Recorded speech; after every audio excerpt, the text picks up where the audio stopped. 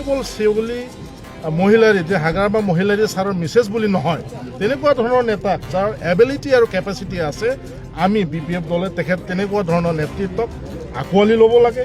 আৰু মই ব্যক্তিগতভাৱে বাইদেউৰ খুব তেখেতক মই যিখিনি জানো, তেখেতে সদায় ৰাইজৰ স্বাৰ্থত কাম কৰি গৈছে। আৰু তেখেতে যে আজিলৈকে ৰাজনীতিক সদিচ্ছা যিখিনি দেখুৱাইছে দেখুওৱা নাই মই গম নাপাওঁ, কিন্তু তেখেতৰ যিখিনি কেপাচিটি আছে, ৰাইজক সেৱা কৰাৰ যিখিনি তেখেতৰ মানে কেপাচিটি বা তেখেতে যিখিনি কৰিব পাৰে, মই ভাবোঁ নিশ্চিতভাৱে তেখেতে প্ৰাৰ্থী কিয় মন্ত্ৰী হোৱাৰ যোগ্য আছে। এবিলিটি আৰু কেপাচিটি যদি কাৰোবাৰ আছে, তাক আমি আঁকোৱালি ল'ব লাগিব।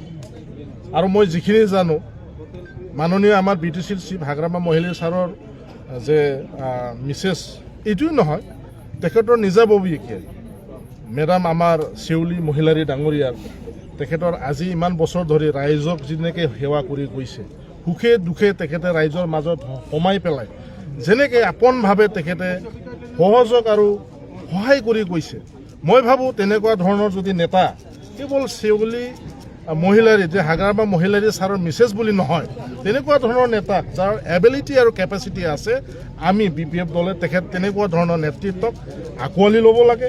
আৰু মই ব্যক্তিগতভাৱে বাইদেউৰ খুব তেখেতক মই যিখিনি জানো, তেখেতে সদায় ৰাইজৰ স্বাৰ্থত কাম কৰি গৈছে। আৰু তেখেতে যে আজিলৈকে ৰাজনীতিক সদিচ্ছা যিখিনি দেখুৱাইছে দেখুওৱা নাই মই গম নাপাওঁ, কিন্তু তেখেতৰ যিখিনি কেপাচিটি আছে, ৰাইজক সেৱা কৰাৰ যিখিনি তেখেতৰ মানে কেপাচিটি বা তেখেতে যিখিনি কৰিব পাৰে, মই ভাবোঁ নিশ্চিতভাৱে তেখেতে প্ৰাৰ্থী কিয় মন্ত্ৰী হোৱাৰ যোগ্য আছে। কিয় প্ৰাৰ্থী কিয় মন্ত্ৰী হোৱাৰ যোগ্য আছে, মই সেইটোহে ভাবোঁ। আৰু তাক আমি আৰু ফেমিলি কেন্দ্ৰিক বুলি তাক বিতৰ্ক কৰি লাভ নাই। কিন্তু কিয়নো আমি বিচাৰোঁ যে আজিৰ দিনত মহিলাসকলেও ৰাজনৈতিকভাৱে সক্ৰিয়ভাৱে ওলাই আহিব লাগে। তাৰ মাজত আমাৰ মেডাম চেউলি মহিলাৰী ডাঙৰীয়া এটা উদাহৰণস্বৰূপে তেখেতে যাতে আগন্তুক দিনত BTCবাসী আৰু বড়োলেণ্ড ৰাইজৰ কাৰণে কাম কৰি যায়, তেখেতক মই শুভকামনাহে দিব বিচাৰিছোঁ।